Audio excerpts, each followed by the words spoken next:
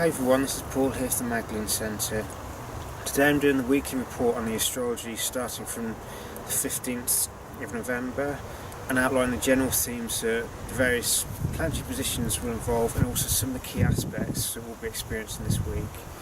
So starting off with the signs that the moon will be traversing through, we start with the moon in Libra, and this brings a focus on need for social engagement, of interacting with other people and of forming relationships with one another rather than going things alone. So it's working together in cooperation rather than solo. Then on the 16th she moves into Scorpio. So this is a time where emotion may feel that a stronger connection than normal to the deeper levels of our psyche underneath conscious awareness, that nevertheless the power hidden there often drives a lot of our behaviour without us realising it. So the moon here helps to emotionally recognise these patterns, and this builds up to the new moon in Scorpio, which this is on Saturday at 11:42 in the morning, and this will be a time where we may decide or set new intentions based on illuminating our unconscious mind, bringing it to conscious awareness and releasing old patterns. The moon building up to this point is in what's known as the balsamic phase. This is where it's shrinking down and we're going inward to deal with or let go of things from the past. This builds up nicely to the new moon in Scorpio. On the same day, Saturday, the moon then moves into Sagittarius. This is all indicating emotional need for expanded horizons, of seeing the bigger picture, and may feel a need for a sense of adventure, of exploring our environment and going beyond the normal terrain in order to understand the bigger picture at an emotional level. And then finally on the 21st, Tuesday, the moon will move into Capricorn, and this is a time where emotionally we may recognise the need to put in the planning necessary to achieve any long-term goals, and to recognise and value the necessity of hard work in order to manifest those goals.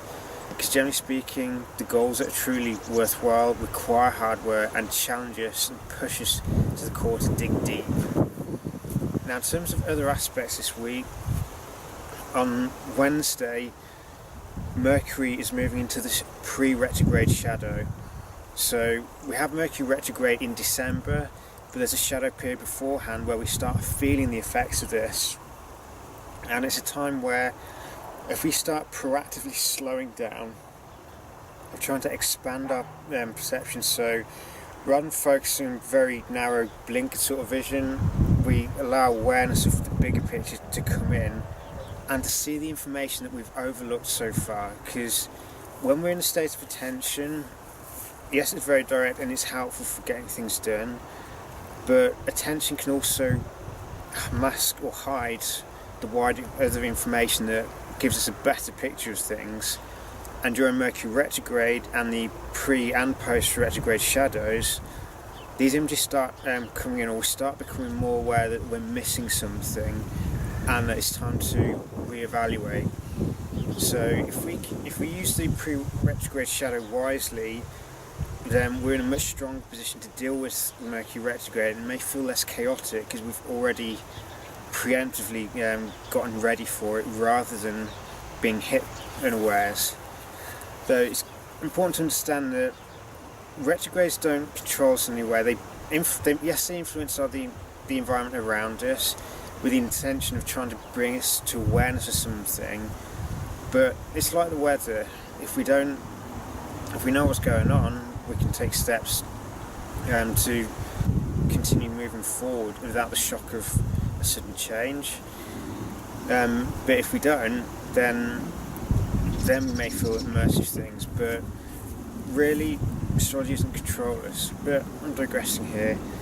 Basically, this is a time from the 15th up until around the 3rd of December, when the retrograde proper starts, of consciously slowing down, of not rushing around doing things or necessarily initiating something new, because this is a time to prepare for new information that we weren't aware of to come in and challenge our existing understanding of things, so that we can look at things from a broader picture and understand additional steps that we may need to take, or changes that we need to make to our existing goals, so that they're more aligned with the big picture coming into Sagittarius. We also have Pallas Athena has been retrograde for almost 2 months, and there is a separate video on this, but on Wednesday she's been in Taurus, but she's now moving backwards into Aries, just moving back away from the wisdom of ecology and understanding natural cycles and aligning them. This is moving back to the wisdom of inspired action. So Aries is the first sign of the zodiac, and as such it's the pioneer. So with Pallas Athena, the goddess of wisdom and strategy, moving backwards into Aries, it's time to relook at Aries, look at the actions that we take, and make sure that the actions we take are inspired by a higher ordeal. They're not just selfish goals that we're setting, or not actions motivated by selfish objectives. We're looking at the big picture here and understanding what actions that we need to take in order to create a new way of being, and set the right kind of goals. So this is time for tapping into the pioneering spirit within us. Because it's a retrograde period, not direct, it's reviewing what we already do, reviewing what we decide to create for ourselves, and understanding where things may be a little bit off, where the strategy we have at the moment may well have unforeseen consequences. Because the thing is, Pallas Athena is creative, she drives new ways of being and drives new goals. But it also rules where, once we've taken action, we can't control how other people respond in line with those goals. So the more aware we are of the consequences of things, the wiser the actions we can take to create these goals and to develop a strategy which tries to mitigate against unforeseen circumstances. We also have a trine between the Sun and Chiron retrograde. Chiron's been retrograde in Pisces since around about June time, and this is all been about Chiron in Pisces, the wounds of disconnection. It's feeling separated from the source of all life, feeling separated from the power within, and the various behaviours that we engage in as a result of this sense of disconnection. Because when we're feeling disconnected, a lot of dysfunctional behaviours automatically start to dissolve away, because we don't have that sense of disconnection driving dysfunctional behaviours anymore. So this is a time where we're looking at wounds that we have in ourselves that leave us feeling disconnected from the source of all life. So call it God, call it universal energy, call it cosmos, call it what you like. But the past 7 years have all been about looking at this particular wound, looking where we don't feel this connection, whether it's because we have issues of self-worth that we don't feel we deserve this connection. We still want a sense of unity, so we end up trying to do it through dysfunctional means like addictions that modify our consciousness briefly so we feel that sense of oneness. We end up suffering the consequences of it because these are substitutes rather than the real thing. Or it could be relationships which are codependent, so we're relying on another person to give us that energy, and this will inevitably break down into power plays, which isn't what we want in relationships. It's there to be healthy. So this is a time where our identity is being transformed through understanding the wisdom of reconnecting to the cosmic source, of allowing universal love, to see ourselves as worthy of universal love, and to allow that to pour through us. Because if we are open to this kind of love, it will flow through us, it will top us up with all that energy and all that love. And because we'll be full to overflowing from this universal love, it then spills outwards naturally from us because it's overflowing our vessel, and it then benefits the people around us because it's the kind of love that just keeps on giving. Doesn't dry up, doesn't become exhausted, because we're not relying on our own personal energies for this love. We're being filled up from a higher power that we'll have the potential to connect to if we choose to. But again, we have to choose to make that connection. It's not something that can be forced in any way. So this is a time where we may find the wounds of disconnection illuminated, and where a part of our identity may be based upon these wounds of disconnection. We need to separate them now, to cleave off these wounds of separation from our sense of identity, and recognise that we are not our wounds, we're something far greater than that. The wounds may have been trying to teach us something, but now it's time that we let go of them. Now, we've had an ongoing aspect between Venus and Jupiter. That was exact on the 13th, but it will carry on until the 20th, and this is a time where Venus deals with relationships, but also deals with our values and deals with money. So this is a time where the two together, Jupiter expands wherever it touches. In relationships, Venus in Scorpio is very much about that need for authenticity, that need for a true connection with another person, not the phony kind where both parties are wearing masks and they're both pretending to be something that they're not. It's having the courage to drop those masks, and if the mask is being held in place by various wounds that we hold on to, or various fears, then this is a time that we need to use the power of universal love to transform these wounds, or to transform these power plays, so that we have the courage to be authentic, and we have the courage to show that to other people, but also demanding the same back. Because for a relationship to be truly empowered, both parties need to be in touch with their own power and to be willing to merge together, to bring each other's resources together to create a greater whole. But for this to happen, we all have to do our own personal inner work and facing our own shadows, so that we can understand what our relationship with power is. Do we embrace it? Do we fear it? And do we associate power with control over people, or resources, or do we see it as an inner source of power? So it comes from within us. It's not something we need to seek through dominating other people. And so when we can reach that form of power where we understand that we are powerful, we are all powerful people. And I mean, if you look at the quote from Marianne Williamson, she said, people do not, it's not a fear of darkness that we have, it's actually the fear that we're, or not the fear that we're powerless, is that we're powerful beyond measure. Because this form of power requires responsibility, it requires us to connect with ourselves and to love ourselves enough to harness this power responsibly. So during this time we may feel the need to take that inward journey and to face these problems with power, or these unresolved issues, because if we go inwards and understand what our relationship with power is, do we really want it, or do we secretly fear it? And do we see ourselves as powerful, or do we see ourselves as powerless?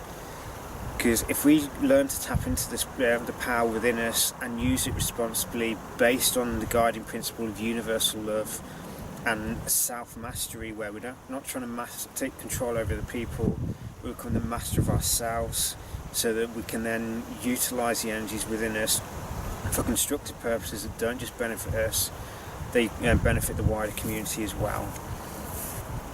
Now we've also got a square between Mars and Pluto. So Mars is currently in Libra, so at the moment desires and that are generally through relationships. I've got Pluto over in Capricorn.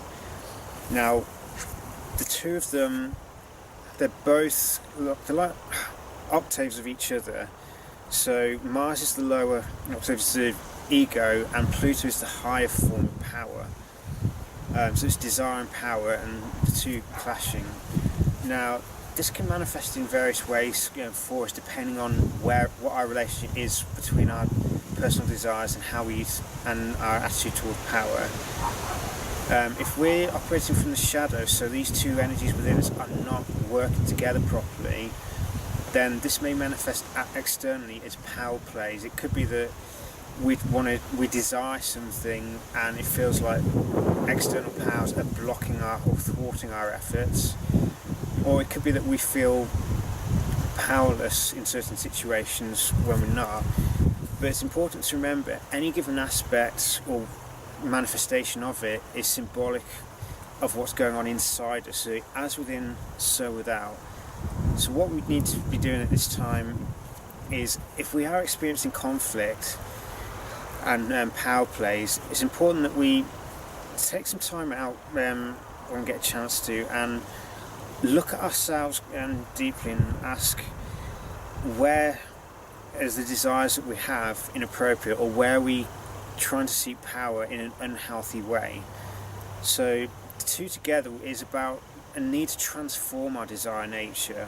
Because if it's all about selfish impulses and need to dominate and control others, then Pluto will manifest as opposition to this and will continue to thwart us.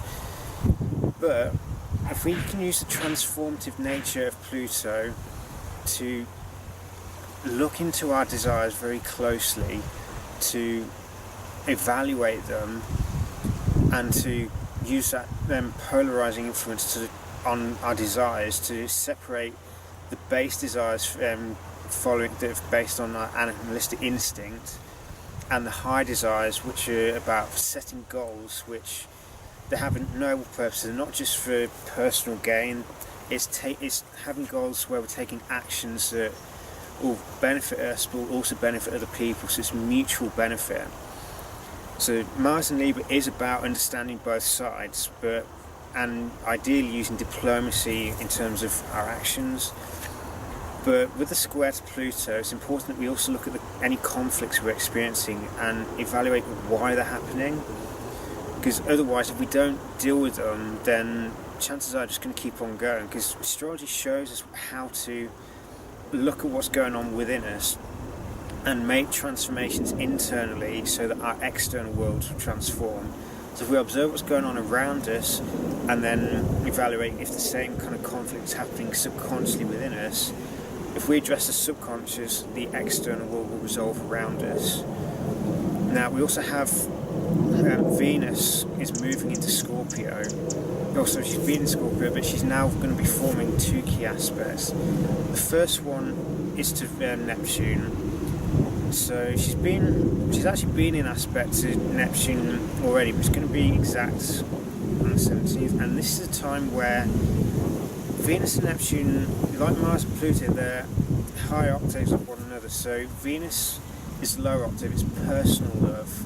It can be manifested as egoic love, so it's forming relationships to strengthen the ego. Neptune, on the other hand, is the higher octave. This is universal love, it's Pisces, it's boundaryless love. So it's the kind of love where when the heart is completely open, all the walls around it have been dissolved, the only thing we feel is love, not fear, and we don't have any sense of enemies anymore because of that universal love. So with Venus and Neptune entwined to one another, and with Neptune being in his home sign as well, this is a time where the nature of how we love one another and the nature of our relationships may undergo transformation if we choose to, where we try to elevate Venus so that the love that we have, as well as being authentic, is the universal love kind. So it's where we don't have any fears. We're not loving someone for what we can get from that connection with them. We're loving them because we can love them. But this also involves giving that universal love to ourselves first. Because if we can't love ourselves, we cannot truly love another person. And Neptune in Pisces brings that dissolving influence that will help to dissolve and transform the nature of our love. So it's no longer based on need to bolster and strengthen our ego, which is quite often a motivation for forming relationships in the first place. It's actually learning to love ourselves completely and unconditionally, which then allows unconditional love to flow from us and into all our relationships, so that there's no longer the conditional love where if someone does something that affects our ability to love them. It's the task of learning to love that person unconditionally regardless of what happens. This doesn't mean that we tolerate any abuse or anything like this, but it's the challenge of overcoming that conditional love of the ego in order to embrace unconditional love, the divine love that we have all the time. There's we're all worthy of this kind of love, but we have to go through the challenge of facing our internal darkness, our internal shadow, Venus and Scorpio, in order for this universal love to flow through us. And we need the dissolving energy of Neptune in Pisces to break down the internal barriers to this kind of love that stop us from seeing ourselves as worthy of love, and therefore stops us from loving other people unconditionally. We also later on we'll have Venus sextile Pluto. This will be around about the 21st, and this is a time when Venus is in Pluto's sign, and the two together is looking at the nature of power play within our relationships. So it's also transforming our values and the nature of our relationships through understanding what our values are, but also moving them beyond the need for material accumulation, and have a set of values based more on spiritual values. So these are things like unconditional love, compassion, empathy, treating one another with respect, a universal justice, and mostly focusing on having universal love. So if we have this kind of love in our relationships where both parties are empowered, both parties love themselves unconditionally, so they don't have any need to control their environment, both parties do this and they come together because they want to, not because they need another person to feel complete, then this can form a very powerful union between two people. And it's also, with Pluto being Capricorn, this may also be the desire to people, not necessarily in relationship with one another, but people with a shared goal. They decide, you know what, this is the goal I've got and we believe in this, so let's merge our resources together. We're going to commit to this goal, and we're going to commit our resources to making this thing happen. So we're not just going to be thinking about me, myself and I. We believe that this goal, which is about empowerment, is going to help ourselves, going to help other people as well. It's worthy of our commitment, it's worthy of our resources, so we're going to share our resources to make this thing happen. Now, the last key aspect, or last key thing, is on the 21st, Neptune will be turning direct again. We've had a retrograde since June, and all this time there's been a lot of psychic sensitivity, but a key aspect of this is of the retrograde has been to dissolve structures within us that are no longer who we are. So it's also developing spiritual strength within us. So it's, rather than looking for someone else to save us from ourselves, which unfortunately you look at mass media, it often conveys relationships as one person saving another person from themselves. This isn't a healthy kind of love. Neptune retrograde in Pisces is about developing inner spiritual strength, of developing that inner spiritual love, unconditional love and psychic sensitivity, so that we're receptive to what's going on around us, we're receptive to love, but we don't take these energies on board. If it's negative energy around us, we don't become susceptible to it. We develop the psychic sensitivity, the psychic boundaries to make sure we don't get affected by it. Now, I hope that's a useful guide for this week.